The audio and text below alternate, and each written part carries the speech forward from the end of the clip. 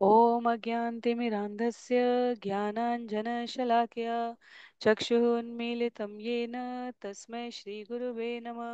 जय श्रीकृष्ण चैतन्य प्रभु नित्यानन्द श्री अद्वैत गदाधर श्रीवासादि गौर भक्तवृंद।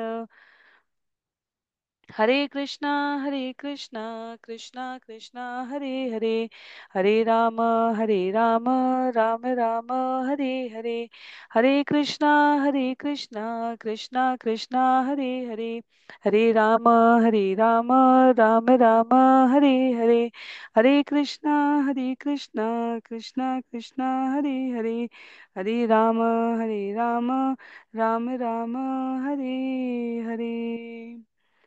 हरे कृष्णा। सभी भक्तों को सादर प्रणाम।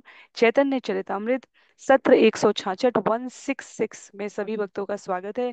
हम सभी यहाँ पर कृष्णदास कविराज गोस्वामी द्वारा लिखित एवं भक्ति वेदांता स्वामी शिल प्रभुपाद द्वारा तात्पर्य सहित विवेचित चैतन्य चरितामृत पुस्तक अंत लीला, जहाँ आज के सत्र में हम सभी अध्याय संख्या 10 चैतन्य महाप्रभु का प्रसाद ग्रहण करना, जिसमें 162 छंद हैं, उसके भाग 2 में छंद संख्या 57 से 81 तक का विषय जगन्नाथ मंदिर में बेड़ा संकीर्तन से आरंभ करेंगे।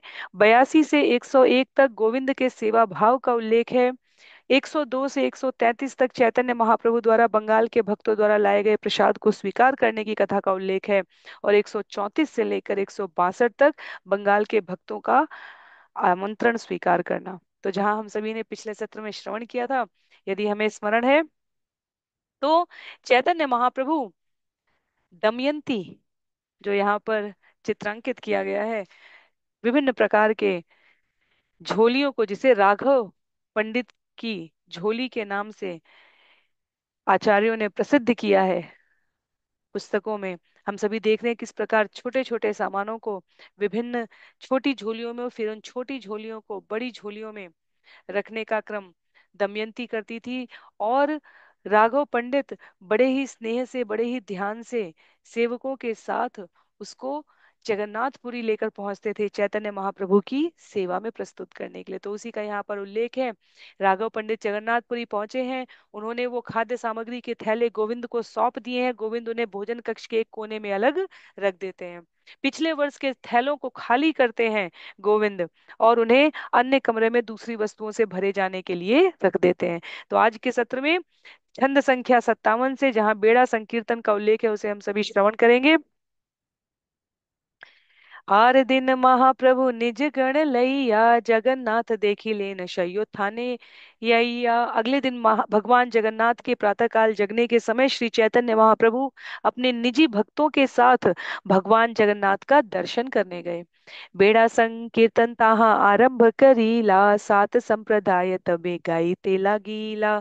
भगवान जगन्नाथ का दर्शन करने के बाद श्री चैतन्य महाप्रभु ने बेड़ा संकीर्तन, हमने इसको श्रवण किया था पूर्ववर्ती अध्यायों में भी, गोलाकार संकीर्तन आरंभ कर दिया। 7 टोलियां बनाई हैं और वे कीर्तन करने लगे।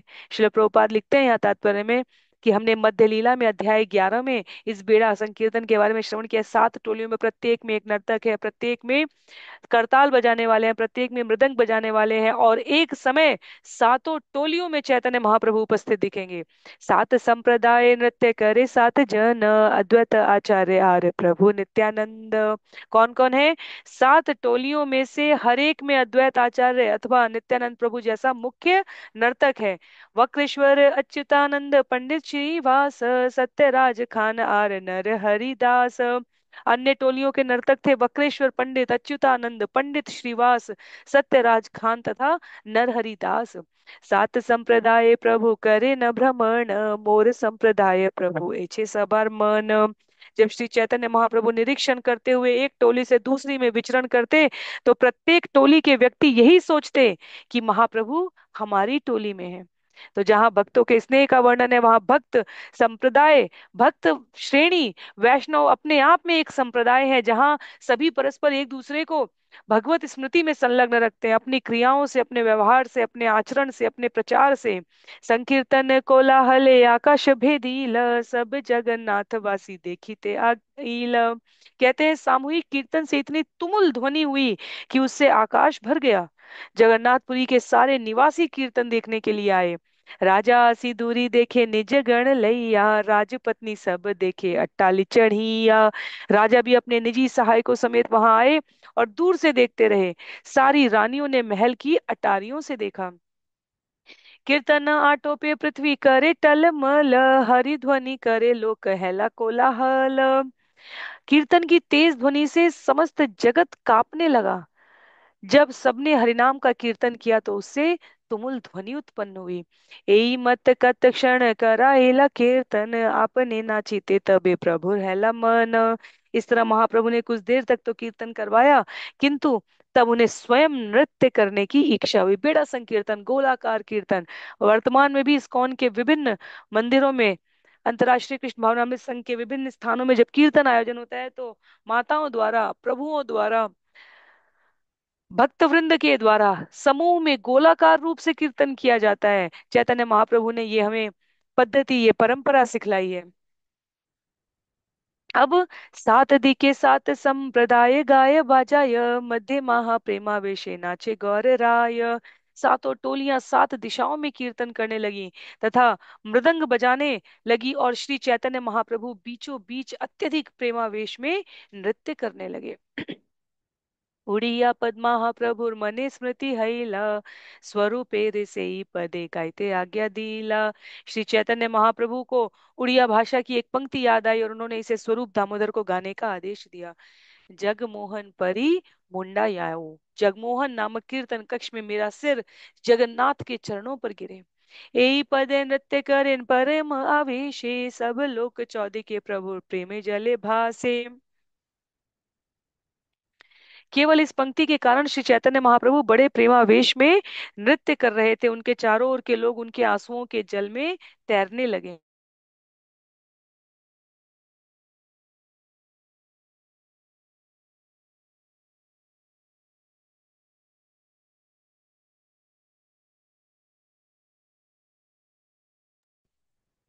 तो चैतन्य महाप्रभु यहाँ पर नृत्य करते करते जगन्नाथ, बलदेव, सुभद्रा भगवान के प्रेम में निमग्न हो गए हैं। और जो प्रेमाश्रु के जल है, ये प्रेमावेश के नृत्य से जो उत्पन्न ये आंसू हैं, अश्रु हैं कहा जा रहा है, आसपास के जो भक्त वृंद हैं वो उसको अनुभूत कर पा रहे हैं।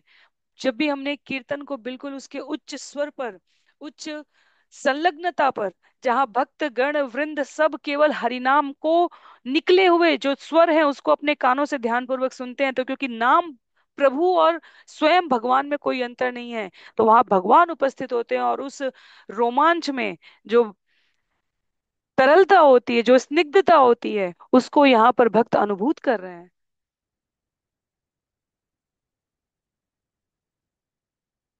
बोल बोल बलेन प्रभु श्री बाहु तुलिया, हरि ध्वनि करे लोक आनंदे भासिया।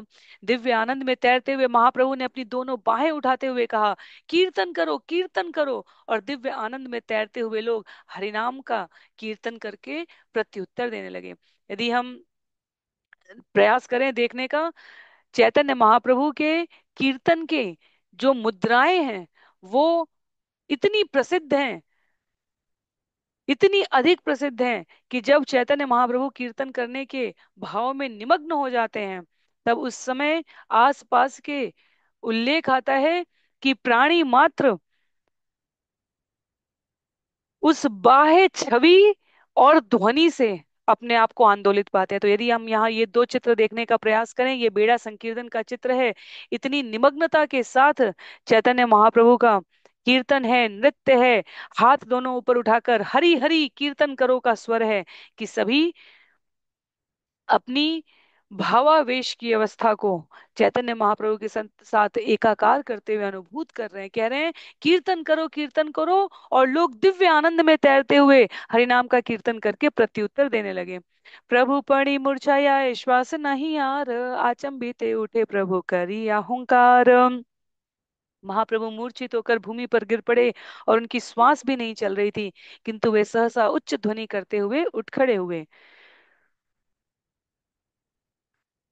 सघन पुलक ये न शिमुलेर तरु, कभु प्रफुल्लित अंग कभु है सरू। उनके शरीर के रोए खड़े हो गए, मानो शिमुल वृक्ष के कांटे हों। कभी उनका शरीर फूला हुआ दिखता तो कभी अत्यंत दुबला पतला दिखता। प्रतिरोम कुपेहय प्रस्वेद रक्तोद्गम जज गग परिमुमु गदगद वचन। उनके शरीर के प्रत्येक रोमकूप से पसीना आ रहा था और रक्त निकल रहा था। उनकी वाणी लड़खड़ा रही थी।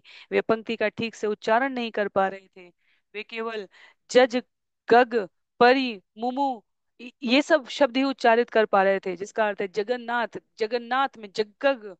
तो इस प्रकार से उनका स्वर अन्यों को स्पष्ट नहीं था, पर भक्ति से अनुभूत करते थे। एक एक दंत ये न पृथक पृथक नड़े, एछे नड़े दंत ये न भूमि खसी पड़े। उनके सारे दांत हिलने लगे, मानो एक दूसरे से अलग हो। ऐसा लग रहा था कि मानो वे सब भूमि पर गिर पड़ेंगे। तो जो विकार कहे गए हैं, प्रेमावेश के विकार, वो यहाँ चैतन्य महाप्रभु के इस स्वरूप में दृष्टिगोचर हो रहे थे। क्षणे क्षणे बाड़े प्रभु आनंद आवेश, तृतीय प्रहर हैला नृत्य नहे शेष। उनका दिव्य आनंद प्रतिक्षण बढ़ता गया, अतः दोपहर के बाद भी उनका नृत्य समाप्त नहीं हुआ।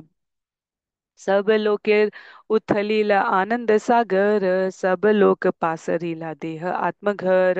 दिव्य आनंद का सागर उफन चला और वहां पर उपस्थित प्रत्येक व्यक्ति अपना शरीर, मन तथा घर भूल गया।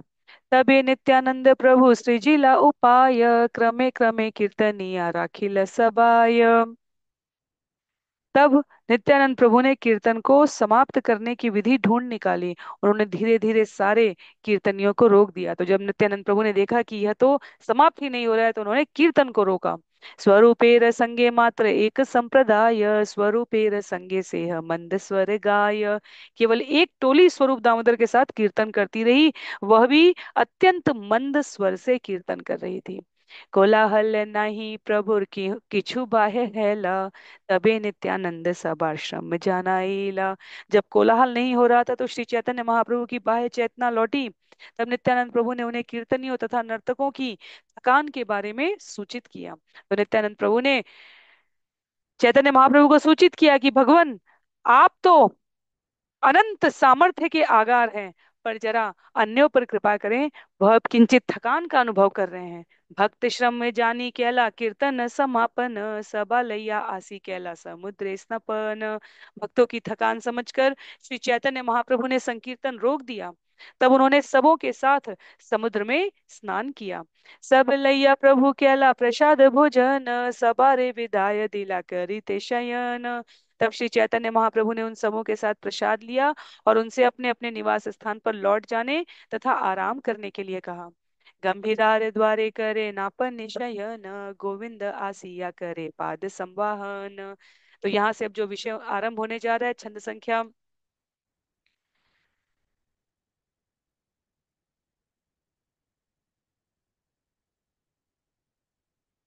मैं स्क्रीन पर दिखाने का प्रयास करूं, छंद संख्या 82 से लेकर 101 तक का जो विषय है, यह गोविंद का भगवान के प्रति, जो उनके सेवक हैं, उनका सेवा भाव क्या है, उसके बारे में उल्लेख करता है।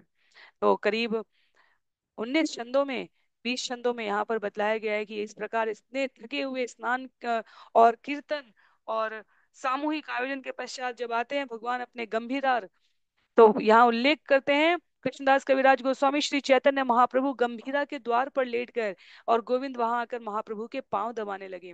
गंभीरा द्वारे लिखा है कमरे के भीतर, गंभीरा नामक कक्ष के द्वार पर, भगवान के कक्ष के लिए वहां पर गंभीरा नामक कक्ष के द्वार पर भगवान लेट गए हैं और वहां पर गोविंद आकर भगवान के पैर दबा रहे हैं।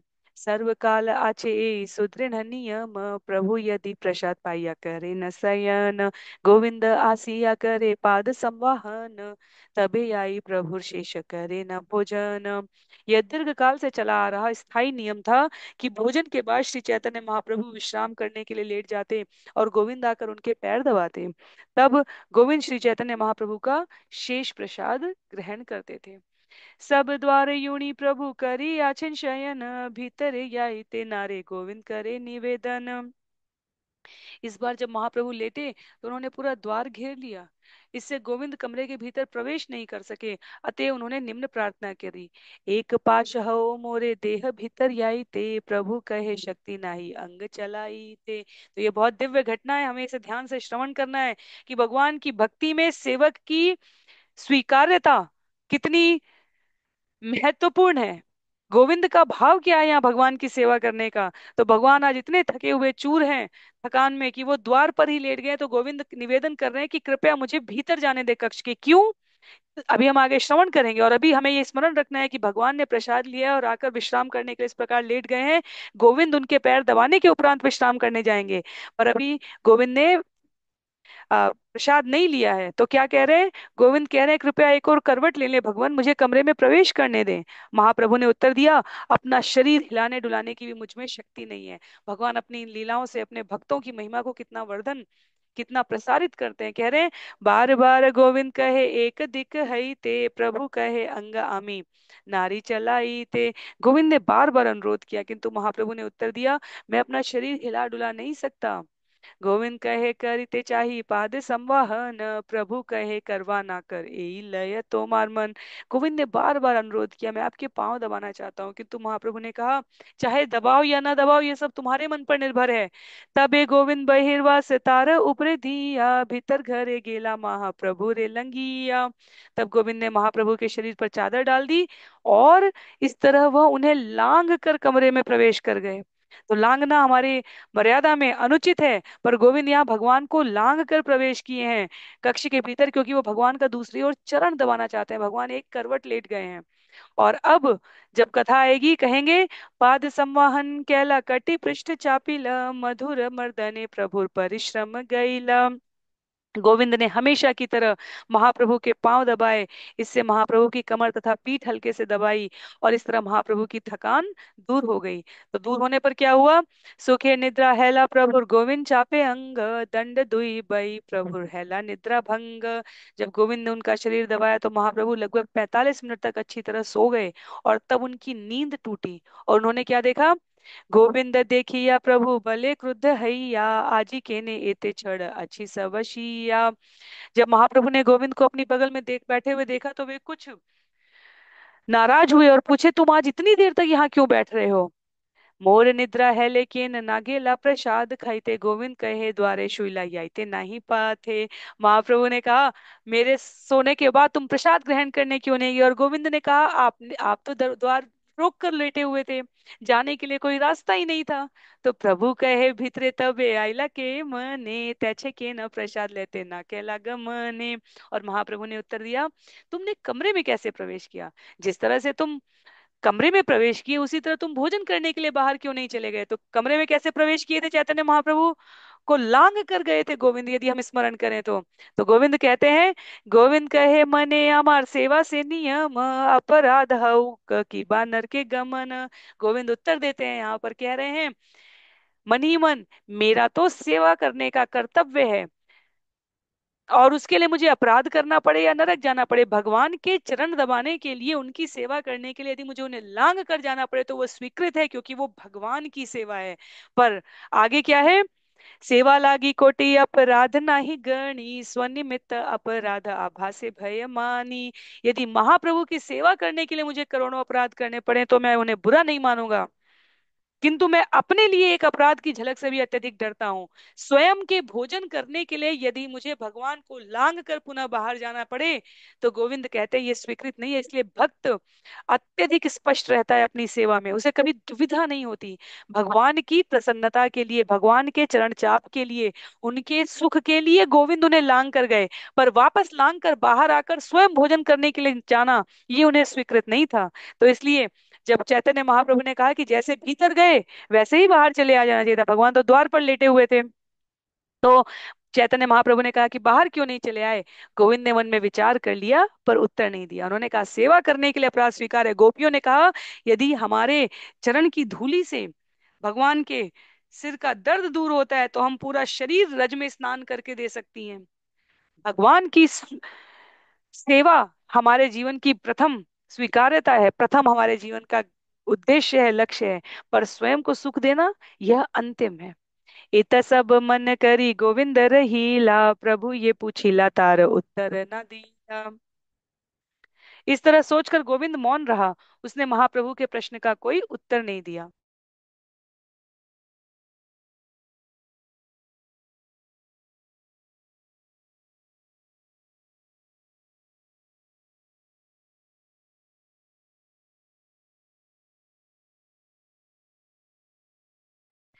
प्रत्यह प्रभुर निद्रा यान प्रसाद लई ते से दिवसेर श्रम देखी लागी लाचा पीते।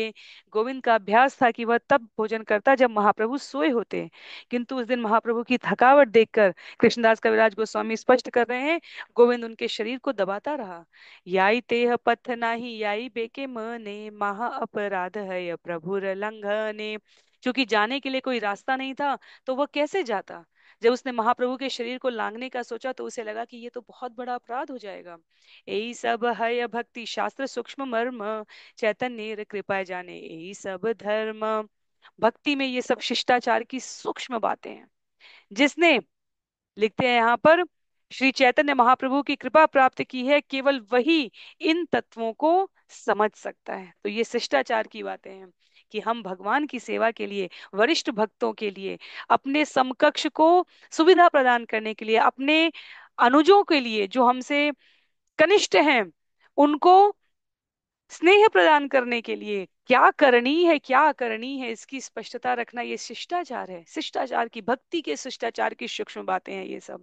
तो यहाँ लिखते हैं श्रील प्रभुपाद तात्पर्य में कि जो कर्मी भक्ति को शिथिलता पूर्वक ग्रहण करते हैं, केवल भौतिक स्तर पर बने रहते हैं, वे प्राकृत कहलाते हैं। वो नहीं समझ पाते कि वात्सल्य तथा माधुर्य प्रेम में किस प्रकार की शुद्ध भक्ति की जाती है। केवल वही इसे समझ पाते हैं जिस पर चैतन्य महाप्रभु की विशेष कृपा होती है। स्वयं के लिए गोविंद ने अपराध करने का दूर दूर तक नहीं विचार किया। भोजन छोड़ने के लिए उद्यत है वो, कोई आवश्यकता नहीं है, लेकिन भगवान को सुविधा रहनी चाहिए, भगवान को प्रसन्नता होनी चाहिए। भक्त गुण प्रकाशिते प्रभु बड़ रंगी, यही सब प्रकाशिते कहलाए भंगी। तो महाप्रभु अपने भक्तों के उच्च गुणों को प्रकट करने में अत्यधिक रुचि रखते हैं, और यही कारण है कि उन्होंने इस घटना को घटने दिया। तो ये 82 से 101 तक जो हमने श्रवण किया है, ये गोविंद का उच्चतम सेवा भाव है। आगे गोविंद की जितनी दामोदर, स्वरूप दामोदर की और रामानंद राय की, महाप्रभु के इस अंतरंग जीवन यात्रा में जो अंतिम वर्ष है, जिसमें चैतन्य महाप्रभु पूर्ण रूपेण केवल भगवान के विरह प्रेम भाव में निमग्न रहेंगे, उतना ही जितना यहाँ पर स्वरूप दामोदर और रामानंद राय का भगवान के जीवन में प्रवेश है, उतना ही प्रवेश गोविंद का रहने वाला है। गोविंद भगवान के शरीर की रक्षा करने में इतने संलग्न रहते थे। रात रात में, आगे वर्णन आएगा इसका, चैतन्य महाप्रभु उठ जाते और निकल पड़ते समुद्र की ओर, क्योंकि उनको समुद्र की लहरों की आवाज यमुना के स्वर की तरह सुनाई देती। मध्य रात्रि के समय निकल पड़ते, गोविंद पीछे पीछे जाकर ढूंढ रहे होते थे कि भगवान कहाँ पर हैं। तो ये सभी उल्लेख आ गए हैं। यहाँ एक झलक दी है कृष्णदास कविराज गोस्वामी ने 82 से 101 में गोविंद के सेवा भाव की। आगे 102 से लेकर 133 तक चैतन्य महाप्रभु द्वारा बंगाल के भक्तों के द्वारा लाए गए प्रसाद को स्वीकार करने की कथा का उल्लेख है। कहते हैं, संक्षेपे कहिलु ए परी मुंडा नृत्य अद्यापि यह गाय यहाँ चैतन्य भृत्य। इस तरह मैंने जगन्नाथ मंदिर के सभा भवन में श्री चैतन्य महाप्रभु के नृत्य करने का संक्षिप्त वर्णन किया है। श्री चैतन्य महाप्रभु के सेवक अब भी इस नृत्य का गुणगान करते हैं, इस बेड़ा नृत्य का, इस गोलाकार नृत्य का। ए मत महाप्रभु लैया निज गण गुंडीचा गृहेर कैलाशालन मार्जन। अनेकों बार हम ये सुनेंगे कि चैतन्य महाप्रभु गुंडीचा मार्जन के लिए भक्तों को ले जाते हैं, क्योंकि प्रतिवर्ष बंगाल से भक्त आ रहे हैं जगन्नाथपुरी रथ यात्रा में भाग लेने के लिए, तो उसके आसपास की घटनाएं हैं ये। तो हमेशा की तरह चैतन्य महाप्रभु अपने निजी संगियों के साथ गुंडीचा मंदिर की धुलाई और सफाई करने पहुंचे। पूर्ववत कैला प्रभु कीर्तन नर्तन, पूर्ववत टोटाई कैला वन्य भोजन। महाप्रभु ने पहले ही की तरह नृत्य और कीर्तन किया, और तब बगीचे में सबने मिलकर भोजन किया। पूर्ववत रथ आगे करीला नर्तन, हेरा पंचमी यात्रा कैला दर्शन। और पहले ही की तरह जगन्नाथ जी के रथ के आगे नृत्य किया और हेरा पंचमी उत्सव मनाया। तो मध्य लीला की घटनाओं में, अध्यायों में हमने इन्हें विस्तार से श्रवण किया, इसलिए कृष्णराज कविराज गोस्वामी कहते हैं कि यहाँ पर वह उन पूर्ववर्ती वर्णनों की ओर संकेत करके कहते हैं कि पहले की तरह गुंडीचा मार्जन हुआ है, पहले ही की तरह भक्तों के संग बगीचे में भोजन किया है, पहले ही की तरह उत्सव मनाए जा रहे हैं, हेरा पंचमी में भाग लिया जा रहा है। चारी मास वर्षाए रैला सब भक्त गण, जन्माष्टमी आदि यात्रा कहला दर्शन। बंगाल से आए सारे भक्त वर्षा ऋतु के 4 महीने तक जगन्नाथपुरी में रहे, और उन्होंने कृष्ण जन्माष्टमी तथा अन्य अनेक उत्सव मनाए। पूर्वे यदि गौड़ हईते भक्त गण आईला, प्रभु रे किछु खाय ऐते सबा रिक्शा हैला। और पहले जब बंगाल से सारे भक्त आए थे तो उनकी इच्छा थी कि श्री चैतन्य महाप्रभु को खाने के लिए कोई ना कोई वस्तु दे, तो बंगाल के भक्तों के द्वारा लाए गए प्रसाद को भगवान यहाँ स्वीकार कर रहे हैं। के कौन प्रसादानी देय गोविंद ठाई, यहाँ ये न अवश्य भक्षण करें गोसाई। हर भक्त कोई ना कोई प्रसाद लाता, वही से इस विनती के साथ गोविंद को सौंपता कि कृपया ऐसा करें कि महाप्रभु इस प्रसाद को अवश्य खाएं। केह पेड़ केह नाड़ु केह पिठान पाना, बहुमूल्य उत्तम प्रसाद प्रकार या आना। कह रहे हैं कोई नारियल का व्यंजन है लेकर आया है, कोई लड्डू लेकर आया है, कोई पिष्ठ पीठा तथा खीर ले आया है। प्रसाद अलग अलग तरीके के थे और सभी बहुमूल्य थे। आमु के दिया छे गोविंद करे निवेदन, धरी राख बलि प्रभु ना करे न भक्षण। गोविंद प्रसाद को श्री चैतन्य महाप्रभु के सामने रखता और कहता इसे अमुक भक्त ने दिया है, किंतु महाप्रभु इसे वास्तव में खाते नहीं थे, वे केवल इतना ही कहते इसे कमरे में रख दो। क्यों कह रहे हैं? क्योंकि 2 अध्याय पहले हमने रामचंद्रपुरी की घटना को श्रवण किया है, जहां उन्होंने भगवान और भगवान के भक्तों के प्रसाद ग्रहण करने के क्रम पर आक्षेप किया था। धरिते घरे भरे लेक कोण, शत जने भक्षयत हैला संचयन। गोविंद इस खाद्य सामग्री को संचित करता रहा, अतः जल्दी ही कमरे का एक कोना भर गया। यह सामग्री कम से कम 100 लोगों के भोजन के लिए पर्याप्त हो गई। गोविंदेर सबे पूछे करी आयतन, आमा दत्त प्रसाद पभरे की करी ला भक्षण। सारे भक्त अत्यंत उत्सुकता से गोविंद से पूछते क्या आपने मेरे द्वारा लाया हुआ प्रसाद श्री चैतन्य महाप्रभु को दिया? कहा किछु दिन गोविंद करे वंचन, आर दीने प्रभुर कहे निर्वेद वचन। जब भक्त अगर गोविंद से पूछते तो उसे उनसे झूठ बोलना पड़ता, इसलिए एक दिन निराश होकर उसने महाप्रभु से कह दिया आचार्य आदि महाशय करी आयतने, तोमारे खायो ऐते वस्तु देना मोर स्थाने। गोविंद कहते हैं भगवान से अद्वैत आचार्य इत्यादि अनेक सम्माननीय भक्त आपके लिए तरह तरह का भोजन मुझे सौंपने के लिए बड़ा प्रयास करते हैं। तुमी से न खाओ तारा पूछे बार बार, कतवंच ना करी मुके मने आमार निस्तार। आप उसे खाते नहीं हैं, किंतु वे मुझसे बार बार पूछते हैं। कब तक मैं उन्हें ठगता रहूंगा भगवान? मुझे इस उत्तरदायित्व से कब छुटकारा दिलाएंगे आप? प्रभु कहे आदिवश्य दुख काहे माने, केबा की दी अच्छे तहाँ अनह ए खाने। श्री चैतन्य महाप्रभु ने उत्तर दिया तुम मूर्ख की तरह इतने दुखी क्यों हो रहे हो? उन लोगों ने जो कुछ दिया है उसे मेरे पास ले आओ। तो भगवान समझ गए कि भक्त यहाँ पर विचलित हो रहा है, निराश हो रहा है, दुखी हो रहा है। भक्तजन इतने अ, उत्सुकता से, प्रसन्नता से, भाव से ला रहे हैं।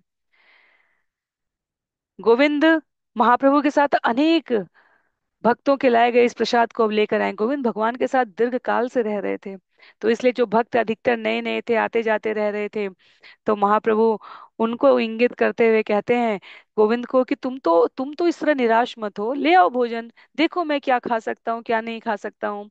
तो छंद संख्या 117 में उसी का उल्लेख है। कह रहे हैं यहाँ पर इत बलि महाप्रभु वसीला भोजने, नाम धरि धीर गोविंद करे निवेदने।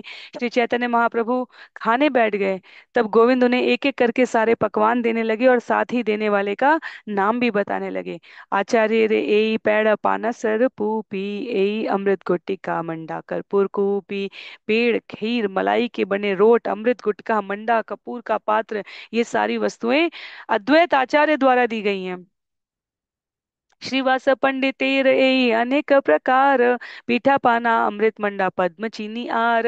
इसके बाद श्रीवास पंडित द्वारा दी गई खाद्य सामग्रियां हैं रोट, मलाई, अमृत मंडा तथा पद्म चीनी। आचार्य रत्नेर ए सब उपहार, आचार्य निधि रेई अनेक प्रकार। आगे कहते हैं ये सारे उपहार आचार्य रत्न के हैं और ये तरह तरह के उपहार आचार्य निधि द्वारा दिए गए हैं। तो अद्वैत आचार्य, आचार्य रत्न, आचार्य निधि, वासुदेव दत्ते रे मुरारी गुप्तेर आर, बुद्धिमंत खाने रे विविध प्रकार। आगे कहते हैं ये नाना प्रकार की खाद्य वस्तुएं वासुदेव दत्त, मुरारी गुप्त तथा बुद्धिमंत खान द्वारा दी गई हैं। श्रीमान सेन श्रीमान पंडित आचार्य नंदन, तासा बार दत्त ए करह भोजन। ये उपहार श्रीमान सेन, श्रीमान पंडित, आचार्य नंदन द्वारा दिए गए हैं, कृपया इन सभी को खाइए। हमें स्मरण रखना चाहिए 100 से अधिक वस्तुएं, 100 से अधिक व्यक्ति खा सके इतनी भोजन सामग्रियां एकत्र हो गई थी और भगवान ग्रहण नहीं कर रहे थे, लेकिन भगवान की जो स्वराट प्रकृति बताई गई है उसका यहाँ हमें दर्शन प्राप्त हो रहा है भक्त की प्रसन्नता के लिए। इसलिए भगवान को खाने के लिए मुख की आवश्यकता नहीं है। भगवान नेत्रों से खा सकते हैं, भगवान कानों से खा सकते हैं, क्योंकि भगवान भाव को स्वीकार करते हैं। कुलीन ग्रामे रे आगे देख यत खंडवासी लोके रे देख तत। ये वस्तुएं कुलीन ग्राम के निवासियों द्वारा बनाई हुई हैं, और इन वस्तुओं को खंड के निवासियों ने बनाया है। एचे सबा नाम लैया प्रभु रागे धरे, संतुष्ट हैया प्रभु सब भोजन करे। इस तरह गोविंद ने महाप्रभु के सामने भोजन रखते हुए हर एक का नाम लिया। अत्यंत संतुष्ट होकर महाप्रभु सारी वस्तुएं खाने लगे। यद्यपि माँ से केरवासी मुकुता नारी केल अमृत गुटी का दीपाना दी सकल, तथापि नूतन प्राय सब द्रव्येर स्वाद, वासी विव स्वाद नहीं से ही प्रभु प्रसाद। मुक्ता नारिकेल अमृत गुटिका अनेक प्रकार के मीठे पेय तथा अन्य पदार्थ कम से कम 1 मास पहले के बने हुए थे। यद्यपि वे पुराने थे, पर लिखते हैं आचार्य यहाँ पर कि वो बेस्वाद या बासी नहीं हुए थे, और वे सभी ताजे बने रहे। ये भी श्री चैतन्य महाप्रभु की कृपा है। शत जनेर भक्ष प्रभु दंडे के खाईला, आर किछु आचे बलि गोविंद पुछीला। क्योंकि भक्तों का प्रसाद है, भक्तों के द्वारा लाए गए, और गोविंद अब निराश हो रहे हैं। तो गोविंद की प्रसन्नता के लिए कृष्णदास कविराज गोस्वामी लिख रहे हैं यहाँ पर, श्री चैतन्य महाप्रभु ने अल्पकाल में ही 100 लोगों के लिए जो पर्याप्त भोजन था वो खा लिया। हमारी कल्पना के भी परे की बात है ये। 1 2 5 10 20 लोगों का प्रसाद नहीं है, कहा जा रहा है 100 लोगों के लिए पर्याप्त प्रसाद था। और गोविंद से पूछते हैं, क्या अब कुछ और बाकी है? क्या अब भी कोई चीज बची है? गोविंद कहे राग गोविंद बले राघवे रझाली मात्र आछे, प्रभु कहे आजी रहु ताहा देखमु पाछे। गोविंद ने उत्तर दिया, अब केवल राघव के थैले बचे हैं। महाप्रभु ने कहा, आज उन्हें रहने दो, मैं उन्हें बाद में देखूंगा। तो केवल भक्त इस भाव को समझ सकते हैं। चैतन्य महाप्रभु की ये लीलाएं, ये चैतन्य चरितामृत भगवान के हृदय का प्रवेश द्वार है। हम भगवत गीता और श्रीमद् भागवतम के श्रवण के उपरांत इसे समझने का, सुनने का सौभाग्य प्राप्त कर रहे हैं। इसलिए ये लीलाएं भगवान को यहाँ प्रमाणित करने के लिए नहीं है कि भगवान क्यों भगवान है, वो तो भगवत गीता और भागवतम में प्रमाणित है। यहाँ तो यह प्रकाशित होने के लिए कि भगवान अपने भक्तों के साथ किस प्रकार की लीलाएं कर सकते हैं। भगवान बिना खाए दिख सकते हैं, भगवान सब कुछ खा सकते हैं, भगवान सब कुछ खा सकते हैं वास्तव में। भक्त जब कहते हैं ना, भक्तों से जब प्रश्न करते हैं इस भौतिक जगत के प्राणी कि भगवान राम क्या मांसाहारी थे, भगवान कृष्ण क्या ये खाते थे?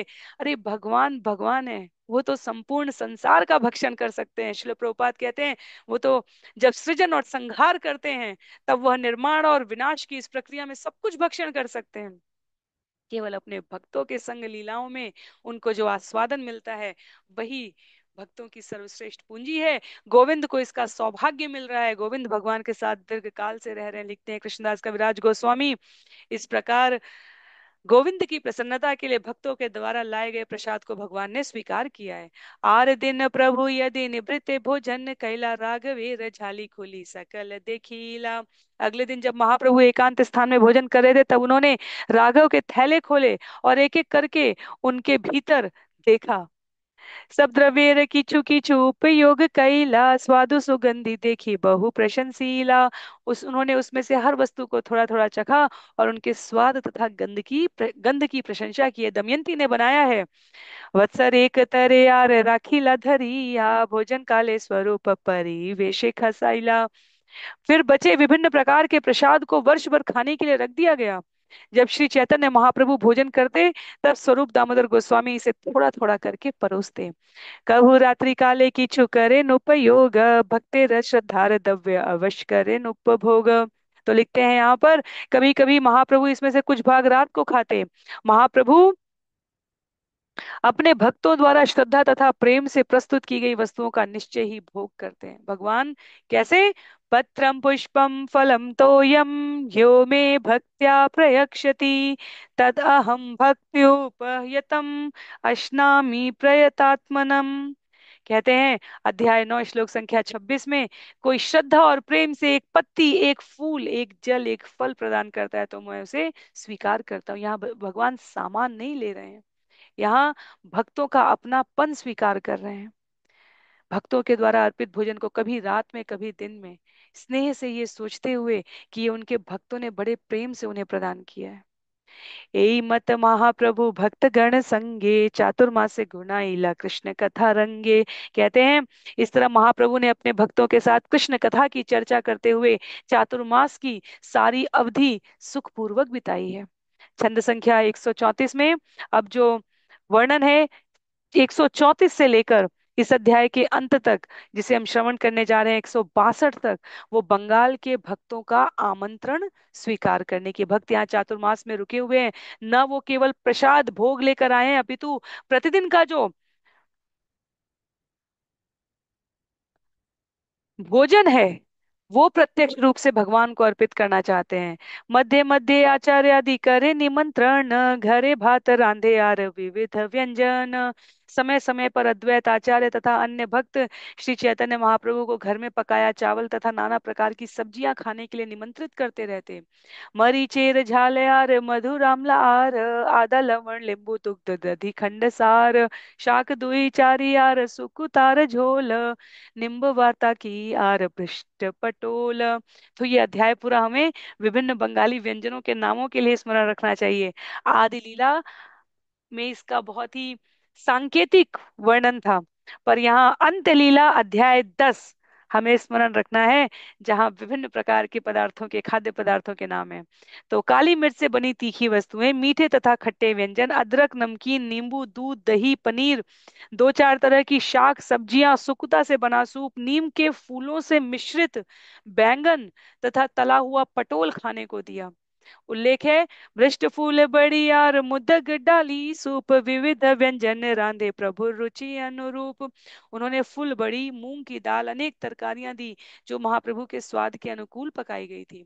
जगन्नाथेर प्रसादान ने करी ते मिश्रित, कहाँ एका यायन कहाँ गड़े न सहित। वे इन खाद्यान्नों के साथ जगन्नाथ जी का प्रसाद मिला देते। जब श्री चैतन्य महाप्रभु निमंत्रण स्वीकार करते तो कभी वे अकेले आते और कभी अपने संगियों के साथ जाते। आचार्य रत्न आचार्य निधि नंदन राघव, श्रीवास आदि यत भक्त विप्र सब। कहते हैं आचार्य रत्न आचार्य निधि नंदन आचार्य राघव पंडित तथा श्रीवास जैसे सारे के सारे भक्त जो अपने व्यवहार में आचरण में जाति में कुल में कहा गया है उच्च ब्राह्मण वर्ग के थे। एई मत निमंत्रण करिन यत्न करी, वासुदेव गदाधर दास गुप्त मुरारी, कुलिन ग्रामी खंडवासी आर्य यत जन, जगन्नाथ प्रसादानी करे निमंत्रण। वे महाप्रभु को निमंत्रण दिया करते। वासुदेव दत्त गदाधर दास मुरारी गुप्त कुलीन ग्राम तथा खंड ग्राम के वासी एवं अनेक अन्य भक्त जो जाति कुल के लिए स्पष्ट किया जा रहा है कि ब्राह्मण जाति के भी नहीं थे, वो भी जगन्नाथ को अर्पित भोजन खरीदा करते और श्री चैतन्य महाप्रभु को निमंत्रित किया करते। तो भगवान ने भगवत गीता अध्याय 4 श्लोक संख्या 13 में स्पष्ट किया है, गुण कर्म और स्वभाव से वर्ण व्यवस्था निर्धारित की गई थी, केवल कुल में जन्म लेने से नहीं। तो जो कुलीन ग्राम के निवासी वो चैतन्य महाप्रभु को आमंत्रित करने के लिए जगन्नाथ के प्रसाद को, वहां जो बाजार है वर्तमान में भी उपस्थित है, जहां जगन्नाथ के भोजन का शेष बेचा जाता था, वहां से लेते थे और भगवान को आमंत्रित करते थे। तो कुछ स्वयं पकाते थे, कुछ उस भोजन को लेते थे, लेकिन वो महाप्रभु को अपने घर में बुलाना चाहते थे। शिवानंद सेन शुन निमंत्रण ख्यान, शिवानंदेर बड़ पुत्र चैतन्य दास नाम। अब शिवानंद सेन द्वारा महाप्रभु को दिए गए निमंत्रण के बारे में सुने। उनके ज्येष्ठ पुत्र का नाम चैतन्य दास था। प्रभु रे मिलाई ते तारे संगी आई ना, मिलाई ते प्रभु तारे नाम तपुछीला। जब शिवानंद सेन अपने पुत्र चैतन्य दास को महाप्रभु से परिचय कराने के लिए लाए, तब महाप्रभु ने उनसे उनका नाम पूछा। चैतन्य दास नाम सुनी कहे गौर राय, कि बा नाम धराया छबु जन नयाय। जब महाप्रभु ने सुना कि उनका नाम चैतन्य दास है, तो उन्होंने कहा तुमने इसका नाम कैसे रखा है, इसे समझना तो बहुत कठिन है। सेन कहे ये जानी लू से ही नाम धरिल, एतबली महाप्रभु रे निमंत्रण कैला। शिवानंद सेन ने उत्तर दिया, उसका जो नाम रखा गया है वह मेरे भीतर से उत्पन्न हुआ है भगवान। और तब उन्होंने श्री चैतन्य महाप्रभु को भोजन के लिए निमंत्रित किया। जगन्नाथ बहुमूल्य प्रसाद अनैला, भक्त गणे लैया प्रभु भोजने वसिया। शिवानंद सेन भगवान जगन्नाथ का बहुमूल्य प्रसाद खरीद कर लाए थे। वे इतर से ले आए और श्री चैतन्य महाप्रभु को दिया, जो अपने संगियों सहित प्रसाद पाने के लिए बैठ गए। शिवानंदेर गौरवे प्रभु करीला भोजन, अति गुरु भोजने प्रभुर प्रसन्न है मन। शिवानंद सेन की महिमा के कारण श्री चैतन्य महाप्रभु ने उनके आग्रह पर सभी प्रकार के प्रसाद का भोजन किया, किंतु महाप्रभु आवश्यकता से अधिक प्रसाद ले रहे थे, जिससे उनका मन असंतुष्ट जिससे उनका मन असंतुष्ट था। आर दिन चैतन दास कैला निमंत्रण, प्रभु अभिष्ट बुझी अनिला व्यंजन। अगले दिन शिवानंद सेन के पुत्र चैतन्य दास ने महाप्रभु को निमंत्रण दिया, किंतु वह महाप्रभु के मन को समझ चुके थे, इसलिए उन्होंने भिन्न प्रकार के भोजन की व्यवस्था की। दधि लेंबू आदा आर फूल बड़ा लवण, सामग्री देखिया प्रभु प्रसन्न है मन। उन्होंने दही, नींबू, अदरक, मुलायम बड़े तथा नमक लाकर दिए, और ये प्रबंध देखकर श्री चैतन्य महाप्रभु अत्यंत प्रसन्न।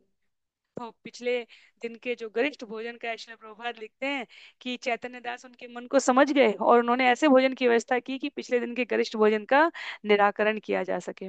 और ये चैतन्य दास कौन है? शिवानंद सेन के पुत्र कहा जा रहा है। ये संस्कृत के विद्वान बने, इन्होंने कई पुस्तकों की रचना की है।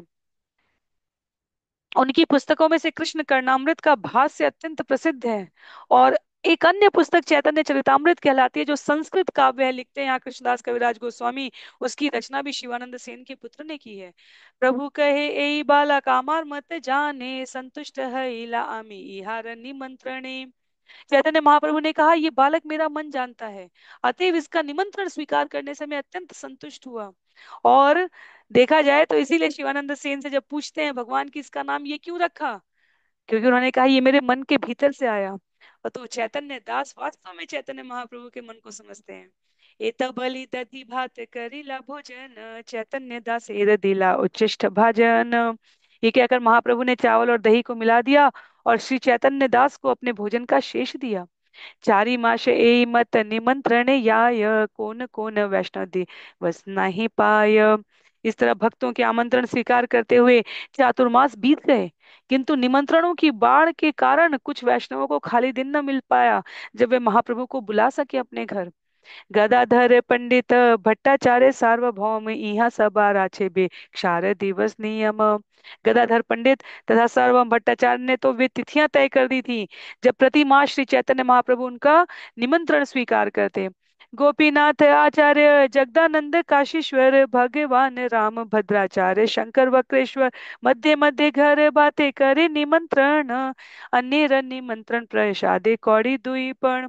गोपीनाथ आचार्य जगदानंद काशीश्वर भगवान राम भद्राचार्य शंकर तथा वक्रेश्वर, ये सभी वो ब्राह्मण थे जिन्होंने श्री चैतन्य महाप्रभु को निमंत्रण किया, घर पर पकाया भोजन प्रदान किया, जबकि अन्य भक्त 2 पण का जगन्नाथ जी का प्रसाद खरीद कर महाप्रभु को निमंत्रित कर रहे होते थे। प्रथमे आचिल्य निर्बंध कौड़ी चारी पण, रामचंद्रपुरी भय घटाइला निमंत्रण।